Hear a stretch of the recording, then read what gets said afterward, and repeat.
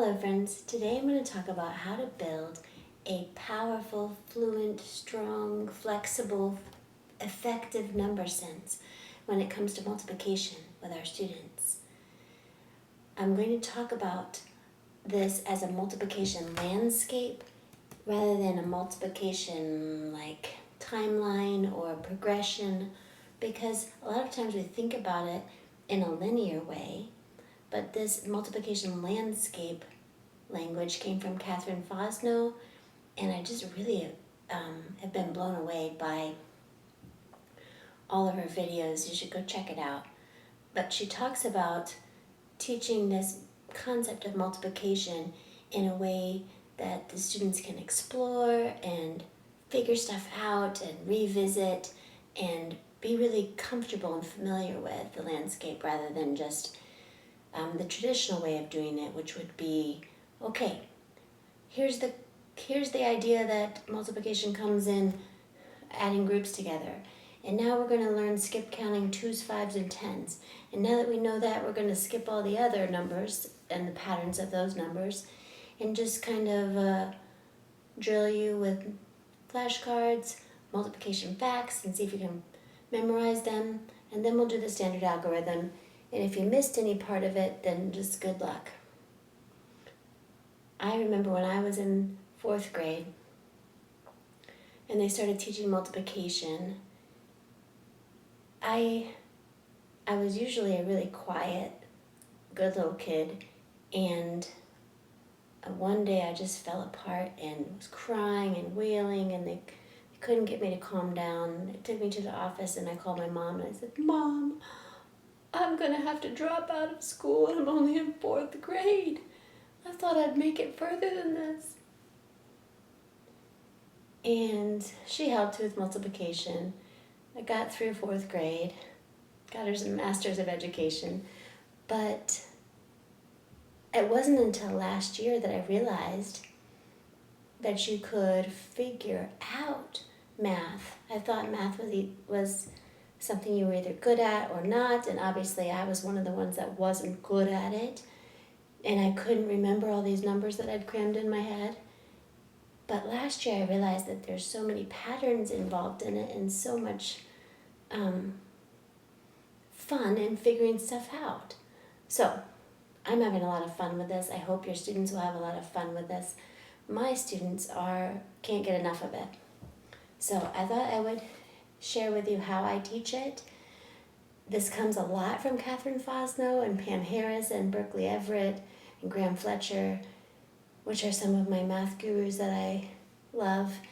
But it also has a lot of the Montessori materials that we use, and then some bonus materials that kind of help build the foundation and build the fluency in these skills that I want them to be really powerful in. Okay, so let's get started. Multiplication landscape starts with this concept of representing the idea that groups of objects can now be a thing, can now be a group, an item. So we talk about groups of 3 Cheez-Its, right? Cheez-Its is kind of an inside joke in my class. I don't bring Cheez-Its to my class because it wouldn't be a multiplication story anymore. It'd be a subtraction story. So they quickly disappear. And it's funny, I'm talking about Cheez-Its so much because I have Cheez-Its right here in front of me as a demonstration. I don't bring actual Cheez-Its to my classroom, but I talk about them all the time. This first concept of multiplication means that we are going to give them the idea that we can split these Cheez-Its up into groups. So as we go further in the landscape, Kathy Fosno has a wonderful activity where she's helping the students understand the concept of this group now is its own thing. These are stamps, and so this is a 2 stamp and a 6 stamp and a 10 stamp. So we have 4 2s and 5 6s and 3 10s. And with Legos, it works really well. You can say this is a 2 spot and a 4 spot and an 8 spot. And so we say, how many 4s do we have? How many 8s do we have? That kind of thing. It's really helpful to get them to see This is an 8 spot, but it's also one Lego, so we have 1 8 here.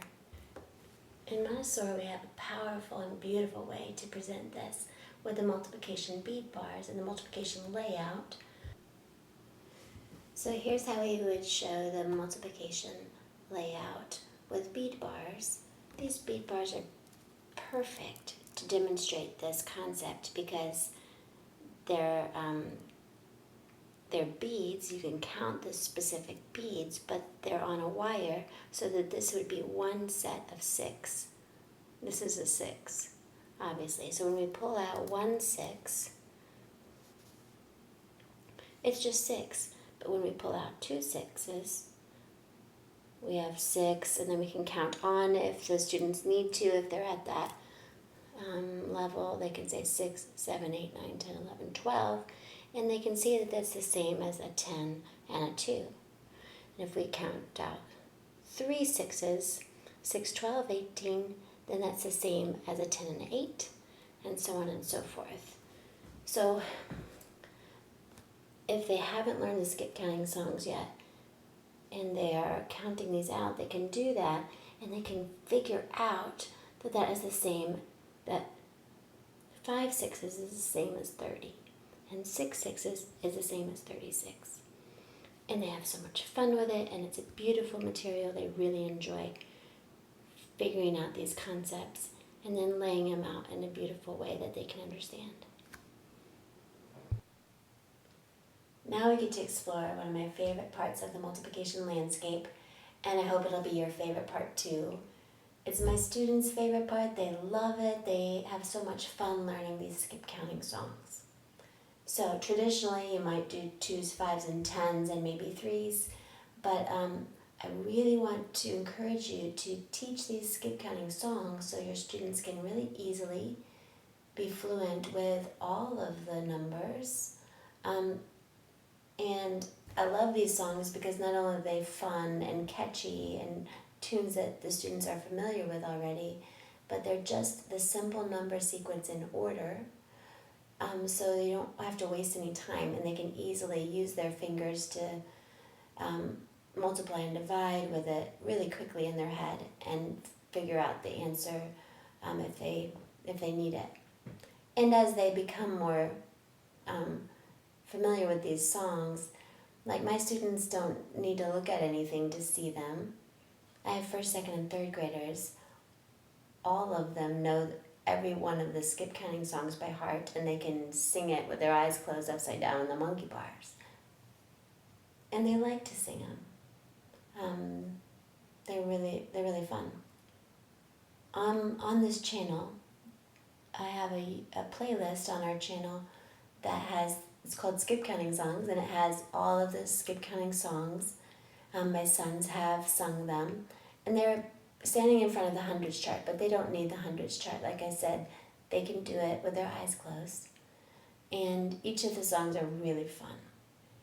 In order to teach them, I started at the beginning of school, and I'll teach the 2s first, and do that for a couple days, 3 days maybe, until they get the idea. We'll put it on the whiteboard, and then I'll have a student come and erase 2 numbers and see if they can remember what the number is that is erased. I'll put the numbers on cards and mix them up and pass them out so that when it's their turn to put their number down, they're thinking about the order, they're thinking about when their number's coming, and they're trying to figure out how quickly they can put their number down. Those numbers become a Montessori work also, so that they're putting their numbers in. They can work with a partner to put their numbers in order later on, just to be more fluent with it. In the skip counting playlist, on each of the songs, I talk about the activities that I've used to teach them. So to give you a general idea, the 3s are to the tune of Jingle Bells. So it goes 3, 6, 9, 12, 15, 18, 21, 24, and 27, 30, and we're done. 33, 36. You add a little razzle-dazzle at the end just for fun. They love it. They have learned it so quickly. And we do it as the students are coming in and eating breakfast, writing their date in their work journal. I choose 2 students each day to come up and lead the music, so they lead all the way from the 2s to the 15s.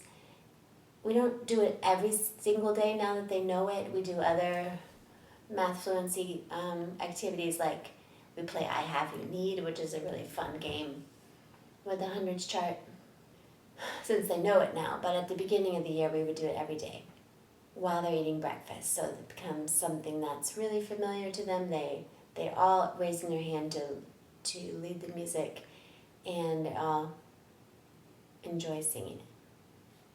I wrote this is a really important part to it, that they start to love multiplication and not be scared of it. They have a powerful mindset of, I can do this.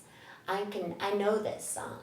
And so now, even before I'm supposed to know multiplication, I can do multiplication and division, even if I'm just in 1st grade. I am going to go beat my cousin. My cousin's probably in 4th grade, but I'm going to say 9 times 7. I'm going to sing the song in my head. I'm going to beat him, and I'm going to feel so powerful.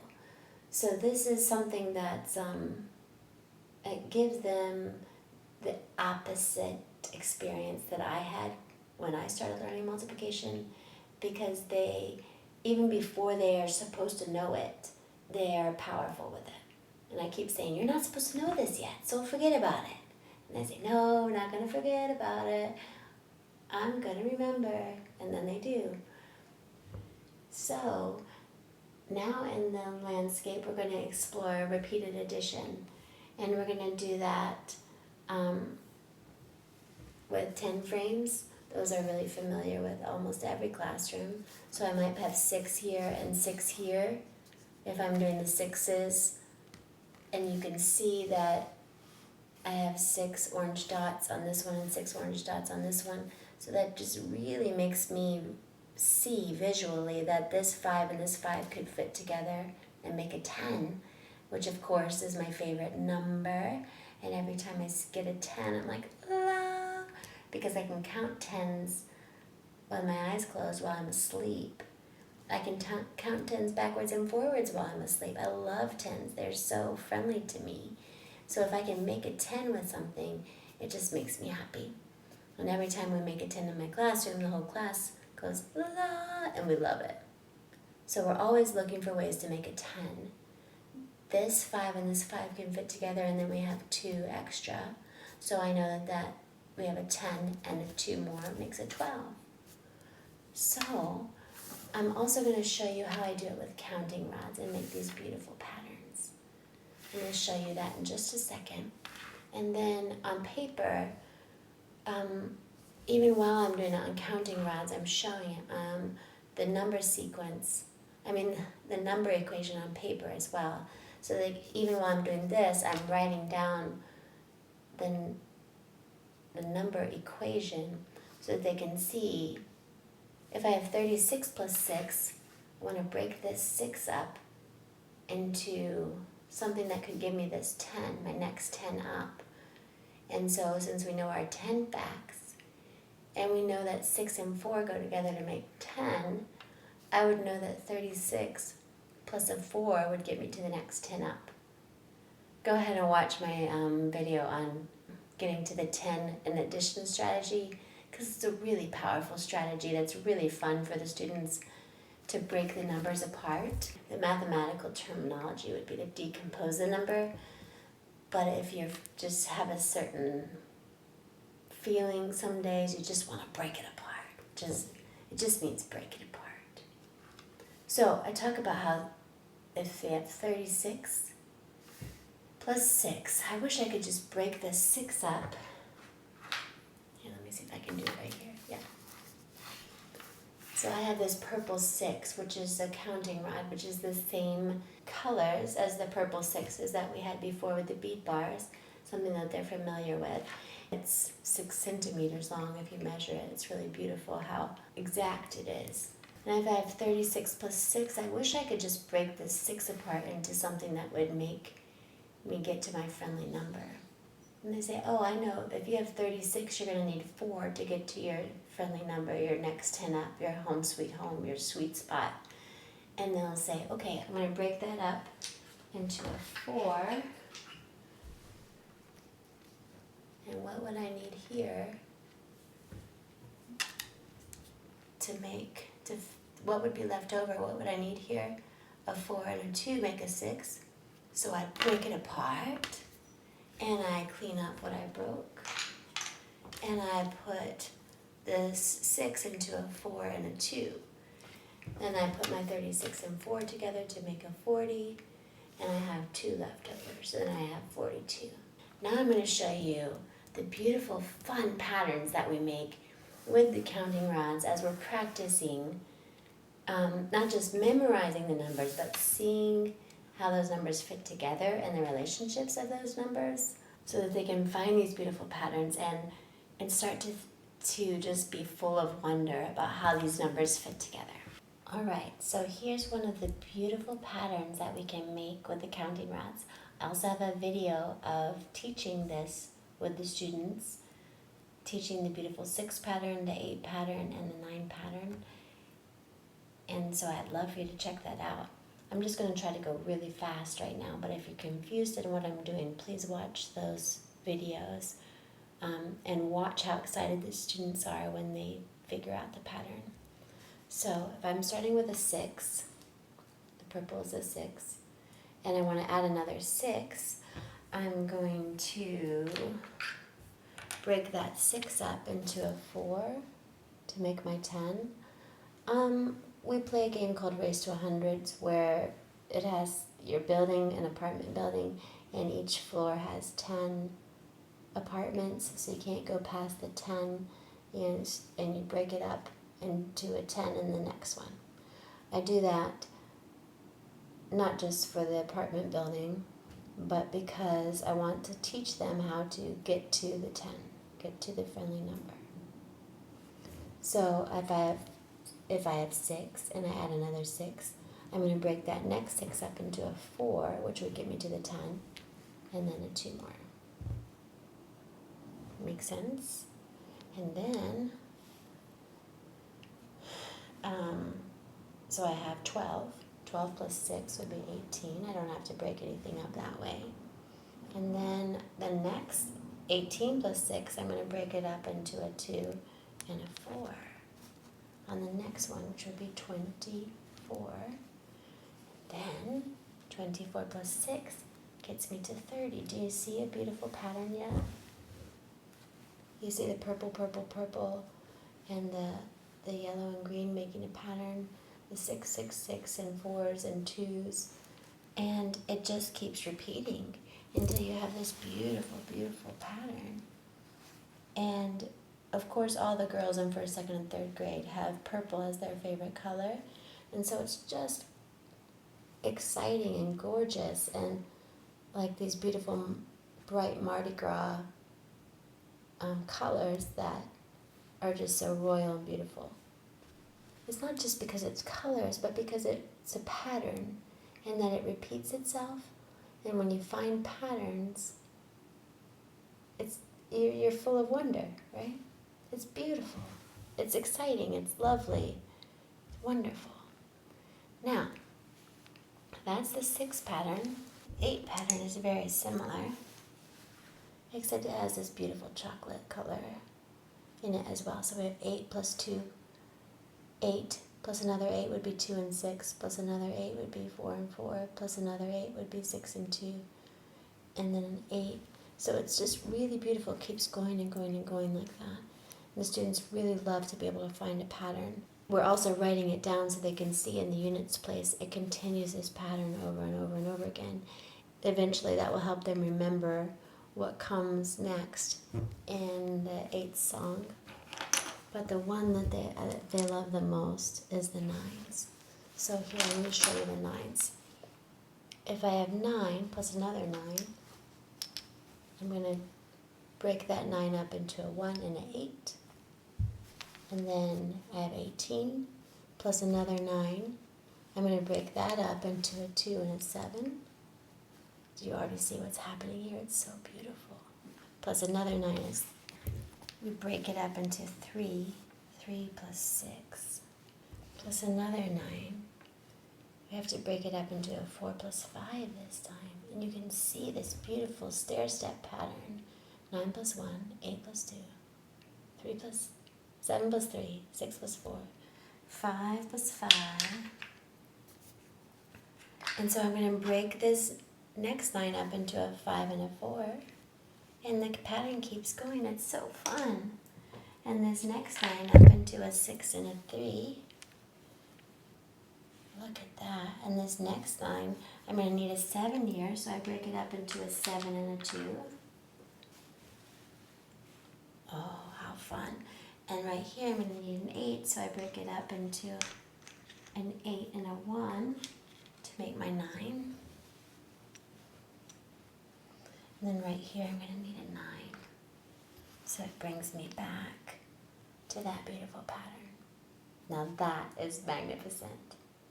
Now on the multiplication landscape, we get to explore an area that is often overlooked and ignored completely. And that is that groups can be regrouped. When we do this repeated addition and we make our little groups, we can regroup groups into ways that we like them. Not to make it harder, but to make it much easier. There are numbers that are friendly for our students. Numbers that we feel comfortable with, we feel confident with. We can manipulate these numbers in our head and understand how they fit together really well, much more than the others, and then we can solve the problem quickly and effectively and efficiently. How fun is that? Now, when you figure something out, it releases dopamine in your brain and makes you feel happy. So why would we deny that happy feeling when our kids are doing math? We don't want to make it harder for them. We want to make them feel confident that they can use what they know about the relationships that they understand with numbers to adjust the problem into ones that they understand. So, in case you don't know what I mean, let's take for a second these 16 fives. 5 taken 16 times. So that's something that I don't feel like I know how to do in my head because I don't know the 16s. And I don't have 16 fingers, so when I count by 5s, I might get a little lost. But if I can think about it differently and regroup these groups, because I know that 2 5s make a 10. And 10 is my favorite number. And every time I hear a 10, every time I make a 10, I feel so confident and happy. So when I make these into 10s, wow, I automatically know that 10 taken 8 times is 80. And so 5 times 16 is the same exact thing as 10 times 8. A little later in the multiplication landscape, your students will learn to evaluate how that works and how the numbers fit together, how we doubled this one and halved this one to get the same answer. And that is another strategy that they can use as they get more fluent in multiplication.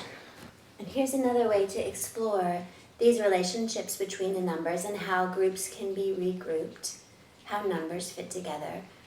We play a game called How Many Ways, and you can do it with multiplication and division and also addition and subtraction. So for example, we take the colored rods and make, how many ways would you make 24? So helping them see really visually and powerfully how these numbers fit together, and then we're also writing it on paper. So my students, when they play this game with a partner, they are going to create a number like 24 and then figure out all the different ways that they can make that 24. So we always start with the 10s, and 10 plus 10 is 10 plus 10 plus 4 is 24. And then I always say, hey, I know your favorite color is purple. How many purples do you think, how many 6s do you think would fit into 24? And so they figure it out just by exploring 6, 12, 18, 24, and they figure it out. And then I say, I wonder how many 4s would fit. They put it together and they see how beautifully it lines up. That 6 4s, we needed 6 4s, and it's the same as 4 6s. and that's the same as 24. And so they're realizing about the commutative property as they go and having this like relationship with the commutative property because they're enjoying figuring something out. Now we say, oh, I wonder how many 3s. They figure out how many 3s would we need to get 24.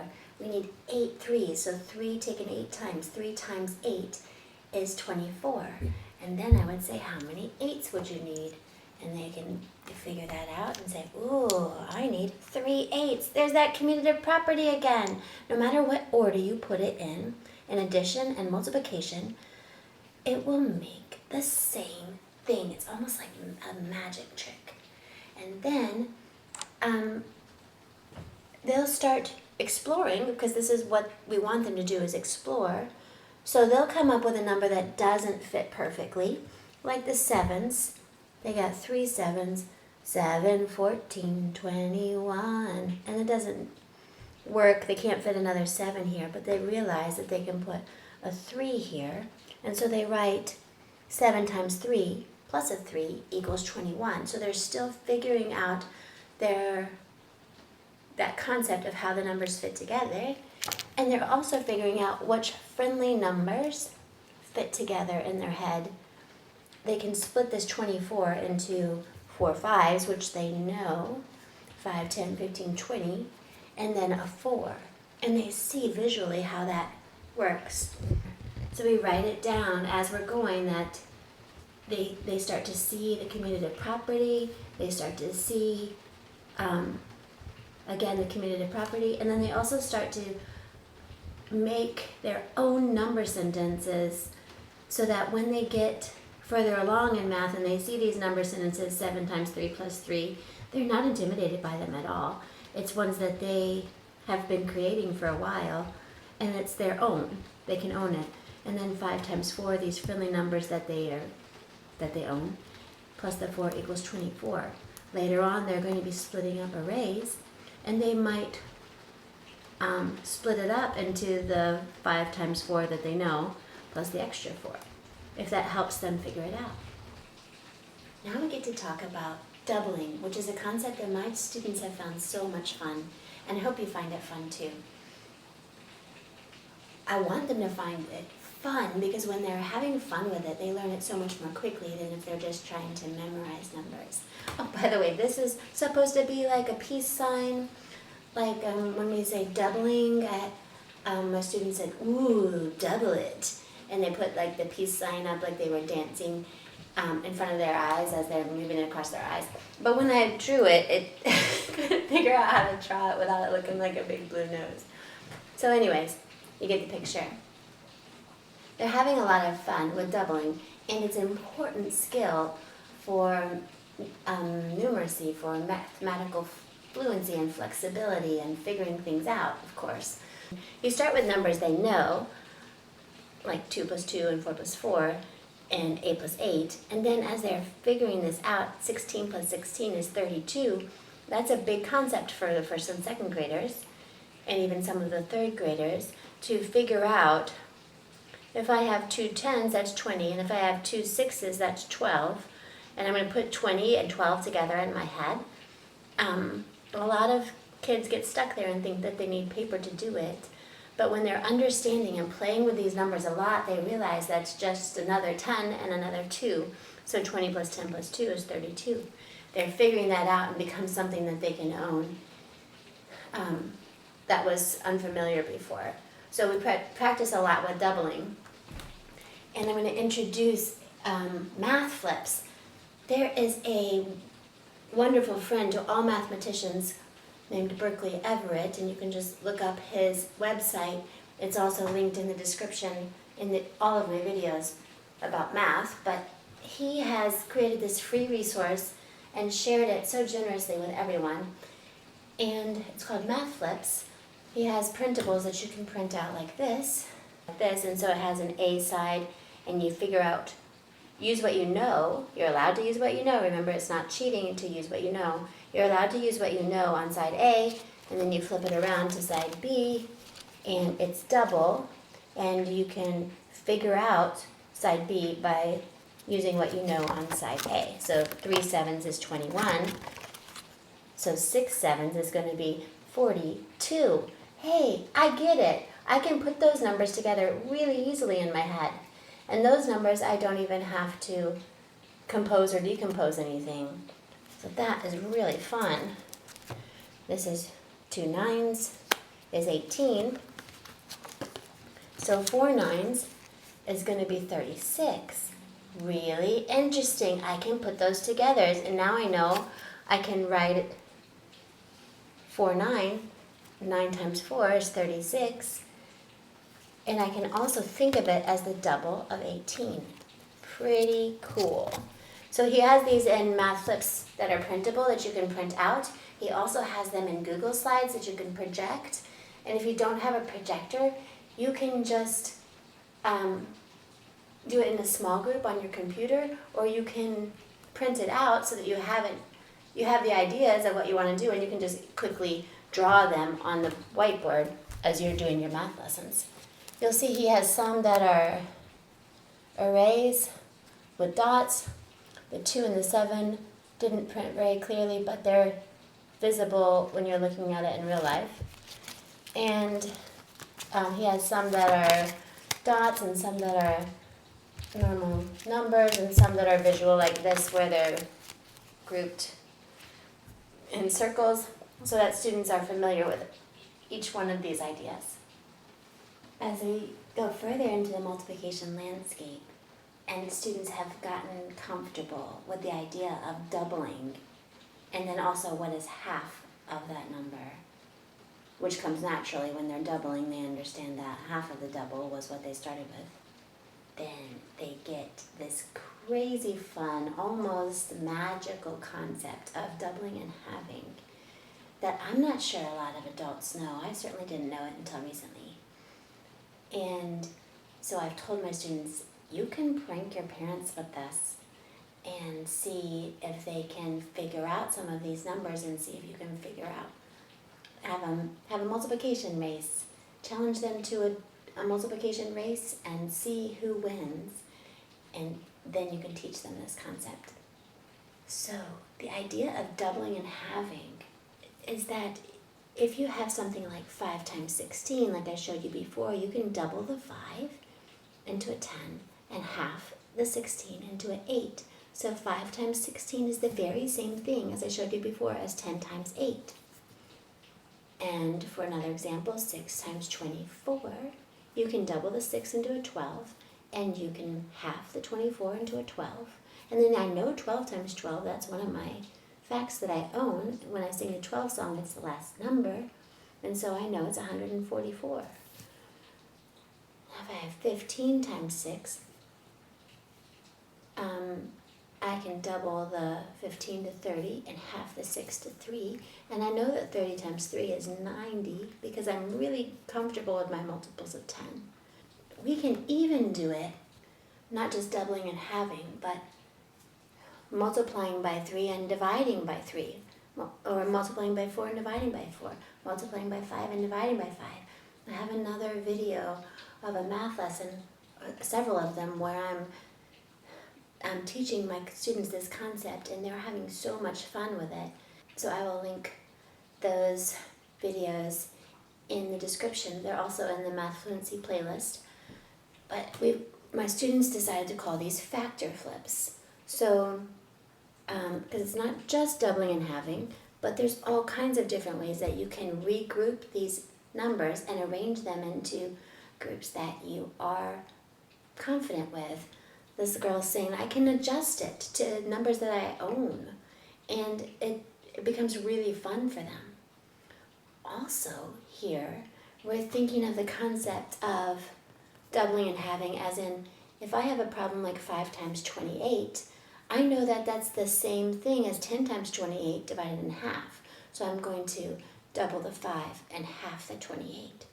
5 times 28 is 140. If I have 5 times 36, that seems daunting, but I know that 10 times 36, I know what that is because I'm really familiar with my multiples of 10, and 5 is just half of that. So it would be 180. when they realize that they can use what they know about the relationships with the small numbers and use that same relationship with big numbers, it's like a dramatic mindset shift, and they realize that they are powerful even with huge numbers. They don't have to be intimidated at all. They can own these numbers, and they can adjust. They can think about the problem in a reasonable way, where they can say, that's really close to a number I own. Let me adjust it and then move back. You'll see my students doing that many different ways in the videos that I have on the Fluency playlist.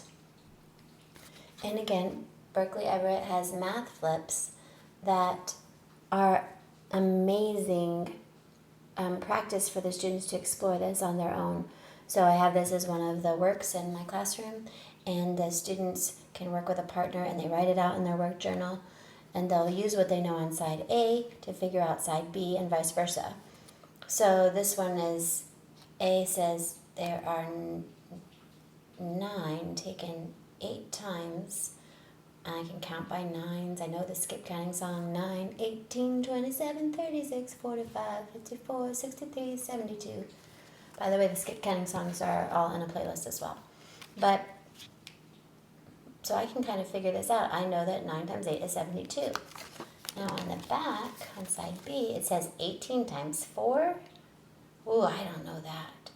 But I know that 18 is double 9, and 4 is half of 8.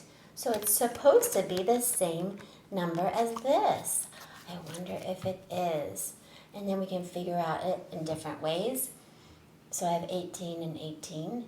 I can put them together, or I can do expanded form and say I have 4 tens, so that's 40, and 4 eights, so that's 32. So 40 plus 32 is 72, which is the same exact thing as 9 times 8. 9 times 8 is 72. How cool. So there's 3 times 50. Ooh, I can count that in my head because I know that 50 plus 50 is 100. Really good with my multiples of 10. And then another 50 is 150. Got it. 6 times 25. And so the students are figuring out in their head that how to use what they know to solve what they don't know. And they're really, really, really having fun with it and seeing the patterns, and they're writing those down in their work journal each time. They're working together with their partner most of the time instead of a competition, and it's not a speed race, but they're figuring out concepts. And y'all, I cannot tell you how much fun we're having, how much fun I'm having teaching it, and seeing these light bulb moments in my students' eyes as they figure something out, and how much fun my students are having. They're not intimidated at all by these really challenging problems because they're figuring it out, because they're really successful with understanding the relationships of the numbers. So I have hearts all through this timeline, or not timeline, all through this multiplication landscape, because they're realizing not just that they love it and that they love math and that they are powerful in math, but they're realizing the connections and the relationships between the numbers, and that they can put numbers together, which is called composing, and they can take numbers apart or break it apart, which is called decomposing. So they can do these sophisticated concepts, and they feel so excited and so powerful. So we're going to talk a little bit now about using the partial products of multiplication and showing it in an area model. On the banner, I have it in number form, and I'm going to show you in a second how I use it, the counting rods, to introduce it. But I don't spend much time on the counting rods because they don't need it, and we want them to be familiar with how to use it with numbers. And by the time they're at this area, they don't really need it with numbers. The counting rods are just for a visual. Let me show you the counting rods now. So using the counting rods to help them visualize this, if I have 4 sets of 7, 4 rows of 7, I can I could figure that out. But if that was tricky for me and I didn't remember the 7 song and I didn't remember what to do with that, I do know 4 times 5. I know that 4 times 5 is 20. And I know that 4 times 2 is 8. 2, 4, 6, 8. So I can put those together and say 20 and 8 and know that it's 28. A lot of kids forget 4 times 7, but they remember 4 times 5 and they remember 4 times 2, and they don't know that they can use that knowledge to figure out 4 times 7. They have no idea that they can use what they know.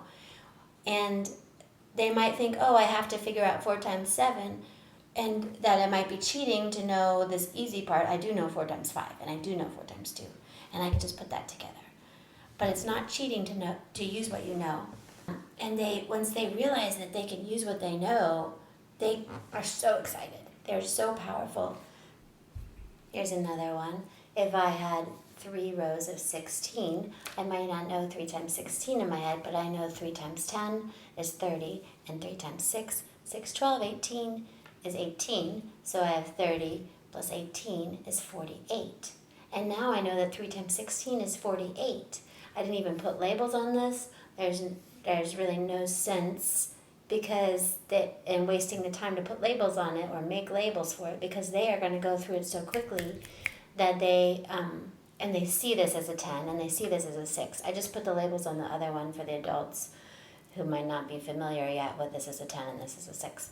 So they're going really quickly through it, and they're realizing that they can break things up into numbers that they love. So like I said, we don't spend a whole lot of time using the number rods once they're familiar with the concept that they can break it apart. And my students love to break it apart. It's just such a fun feeling. Talk about how one of my sons, Dylan, he's kind of loves dangerous things and loves to break things apart. And there's just a light in his eye when he gets to break something apart with a hammer or with a sword or with a stick or something. And so as I've taught addition and subtraction, I'm talking about you can take this number and break it apart to build a 10, get to your friendly number 10. Or in subtraction, you can just break it apart and see what's left. So it becomes something fun rather than something that they're intimidated by. And now, as I'm teaching multiplication, they're learning, we get to break it apart in multiplication too? That is so fun. And the fancy mathematical term for it is decomposing, and I let them know, if you're feeling sophisticated, you can say decomposing, but it just means the same thing as break it apart. And they love it. A lot of times my students will say, today I'm going to decompose it, and with this all grown up look on their face. But they really enjoying the fact that they have power over these numbers in order to adjust them into numbers that they own and love. So we talked about this one already, and then I showed a different example of this, but if I have bigger numbers like 12, I can break apart the 12 into a 10 and a 2, and then make this rectangle for the area model. So 3 times 10 is 30, and 3 times 2 is 6, and you put these two together, and you have 36. I'm also writing the number sentence that 3 times 12 equals the same as 3 times 10 in parentheses plus the 3 times 2 in parentheses, so that I'm modeling what they're doing with a number sentence. I'm showing them how to write in a number sentence what they're saying they're doing verbally, so that when it's their turn to write number sentences, they can. And then later on, when they're in higher level math and they're having to read number sentences that they didn't create, that they don't feel intimidated by those number sentences. They can figure out those equations perfectly. All right, and as we become more comfortable in this landscape and we can use these big concepts of partial products and area model multiplication, we can use the area model multiplication with larger numbers. And I often use reverse psychology with my students, like, okay, today finally I'm going to get to the concept that I think I'm going to be able to trick you on. And maybe this is a little bit too big. You're not supposed to know this yet. And I have first and second graders that want this, and they definitely aren't supposed to know this yet. And then they all are so excited, and they're like, oh, we can do it. Challenge is our middle name. We can figure this out. You can't trick us. And then they set their mind to really being engaged in it. So with area model for larger numbers, if they're really familiar with just using numbers, you can skip this step. But if you have students who are not understanding the idea, you can use golden beads, which is something that we use a lot in Montessori, to visualize the concept. And I'll show you exactly what I mean by that. If you don't have golden beads, you can use the blue units and 10 rods and 100 squares and cubes. But make sure that you call them by the names. You could call them units and 10 rods and 100 squares and 1,000 cubes, so that the students are familiar with what they're using. Now we get to show visually with the golden beads this concept of multiplying larger 2-digit numbers times 2-digit numbers, and what that means in visually is in the sense of place value. I have a video of an actual lesson where I'm teaching first, second, and third graders this concept, and they're getting it. They love it. So we have 20 and 3 and 20 and 4 here, and I would talk in specific terms with the students to make sure that they understand that this is a 10 rod, these are 10 rods, and this is units. But they're very familiar with that since we've been practicing with these golden beads for a while. Now we're talking about 10 times 10, and we figure out that 10 times 10 is 10 tens. We count 10 tens, and we realize that that's 100. My hundreds look like this, which is a little bit different than the golden beads, but I have some that are made out of golden beads. They're just in 100 square. I just don't have a whole lot of them. I only have them for display. So they understand by now that this is 100 square. And then we have 10 times this 10 is another 100. And 10 times this 1 is just 10 counted one time, 10. And 10 times this one is just 10 counted one time, 10. And 10. And I'll fill this out and show you what it looks like. So now we have this beautiful visual concept of what these multi-digit numbers look like when they're combined and multiplied by each other. So 10 times 10 makes 100. 10 times 1 makes a 10. So that's 10 one time.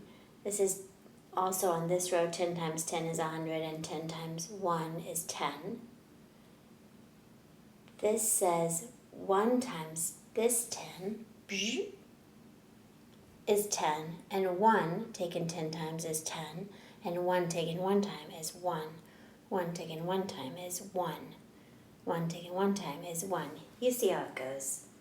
So then it's very visual that, and also with the units, they like to roll around because they're beads. They like to roll around. We just include that in the actual lesson. We'll say, oh, get in your place. You're trying to get into the tens place. Get in your place.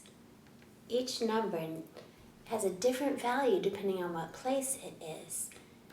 And I'm talking to these first, second, and third graders, and I'm saying, you know, your place in line is very important to you. Well, their place in line is very important to them also. So they need to make sure that they stay in place. Also, once they're tens and once they're hundreds and they've gone into these big place values, they know where they came from, because a 10 is just made up of 10 ones. And 100 is just made up of 10 tens. So it's really, really visual. Now, another way that we make this visual is when we gather it together, we're going to add all of these partial products. We are going to add all of these partial products in a visual way. So I'm going to say, oh, we have how many hundreds? We have 4 hundreds. And how many tens do we have? 1, 2, 3, 4, 5, 6, 7, 8, 9, 10 tens. What is 10 tens? 10, 20, 30, 40, 50, 60, 70, 80, 90, 100. I am going to change those 10 tens for 100. So I have 400 plus another 400 plus another 100 is 500. Wow, what a big number. Then I have 10, 20, 30, 40. So I have 40. And look at these units. I have so many units. I have 4, 8, 9, 10. I can exchange these beads to compose a 10, a whole nother 10. That's so cool. I love 10s. 10s make me so happy. So this is 40 plus another 10. What is 40 plus another 10? 50. And then I have 2 units. So when I put these together, I do what's called the magic slide in Montessori, and I see that my number is 552. And that shows them that I have 5 hundreds and 5 tens and 2 units. So it's a really visual way to show them that that place value has significance. It makes sense. So now we can move into area model and breaking numbers apart into numbers that, into the place value. So we have 20 and 3 times 20 and 4, putting those numbers together in a way that they can really understand. We talk a lot about multiplying by multiples of 10, and I have a lot of lessons on the playlist about that as well. Then in Montessori, we have a beautiful material called checkerboard multiplication that shows that place holds value. I'm going to run really quickly through this activity, but there's lots of beautiful lessons on the checkerboard multiplication too, and how that shows and kind of teaches that the place that the digit is in represents their value. It really means a lot. So I'm going to try to go really quickly through the checkerboard multiplication. We have 896 times 23, and I've taken 8 in the hundreds place 3 times. As you can see, these have different categories, and they're visually different with a different color. So we have green for units, 10, blue for tens, and red for hundreds, and then it repeats again. The units of the thousands place, blue for the tens of the thousands place, and red for the hundreds of the thousands place, over and over again. So I have 3, I need to reduce this 18 into a number that can fit here, because the rule is only one bead bar can go in this, and it has to be 9 or less, because once it's 10 units, it goes into the tens place. So I have an 18 here. That's the same as a 1 and an 8, 1 10 and 8 units. So I'm going to put 1 in the tens place and 8 in the units place. Then I have 9, 18, 27, 28. So I'm going to put 2, 8 for 28. But because of where I put it, it actually has that value. I have a 2 and an 8.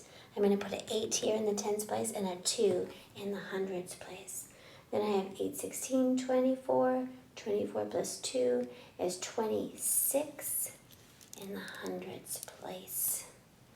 So 26 hundredths.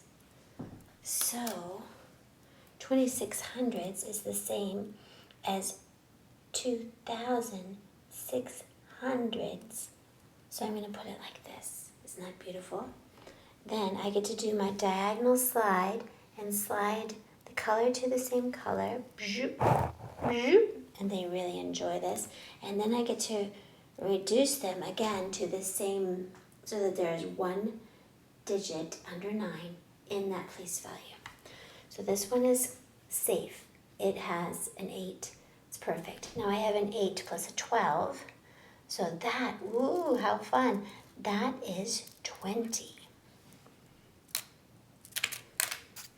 And 20 looks like a 2 in the tens place and a 0 in the hundreds place, which means I'm going to have a 0 here.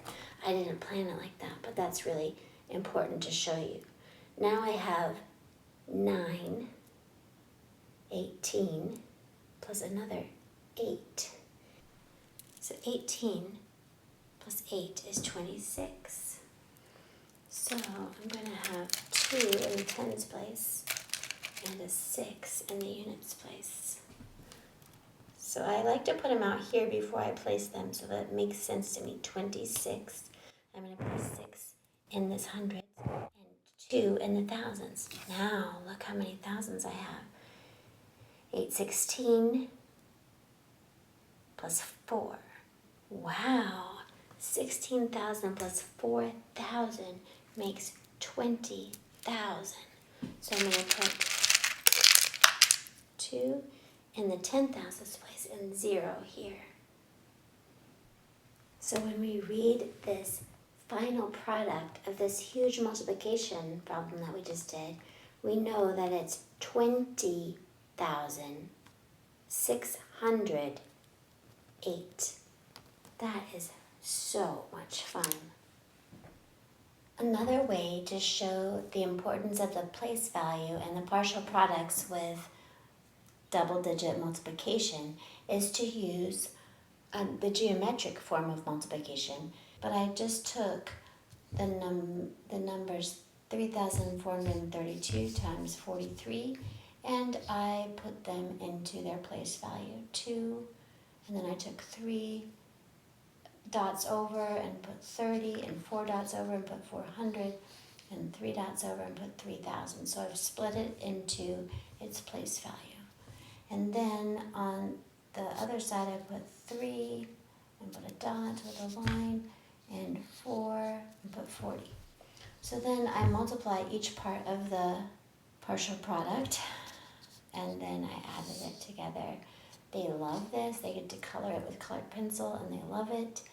And it makes a lot of sense since they are highlighted with the place value that they're familiar with from the stamp game and the checkerboard multiplication.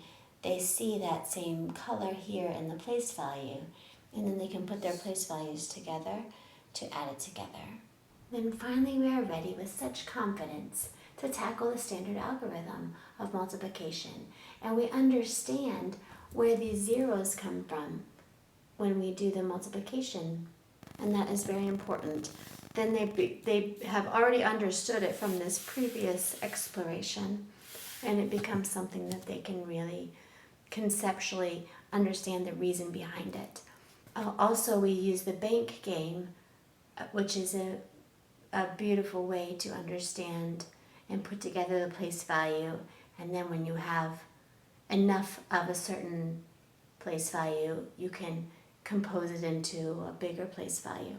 They love the bank game because they love to pretend they're bankers, of course, but also because when you put it in the context of money, $300 is a lot different than 3, and $300,000 is a lot different than 30. They can reason through that in their brain. And then as they're moving forward and backwards and sideways in multiplication, they always are using the relationships that they have between the numbers that they know. They're using the relationships that they know between addition and subtraction when they're putting together repeated addition. They're using those concepts that they know from addition to figure out those patterns. And when they are using multiplication, they know that division is just the upside down of multiplication. So they're understanding the relationships between the numbers, and they're confident in their understanding of them. I hope you've enjoyed this. I hope you will like and subscribe and check out the other videos where I have taught these lessons. I'm a visual learner, and so sometimes it helps me to see how that lesson is taught, and it's helped lots of other people as well. So check it out, and I hope you have a lot of fun exploring the concept of multiplication.